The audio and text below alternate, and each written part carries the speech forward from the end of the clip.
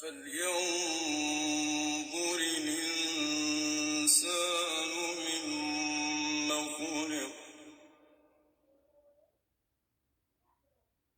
خلق من ماء دافق يخرج من بين الصلب والترائب،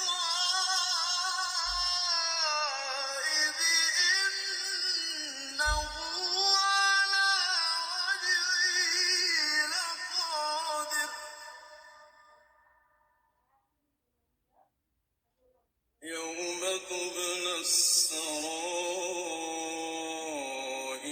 فما له من قوة ولا ناصر. والسماء ذات الرجع والأرض ذات الصدع إنه لقول فصل وما هو بالهزل.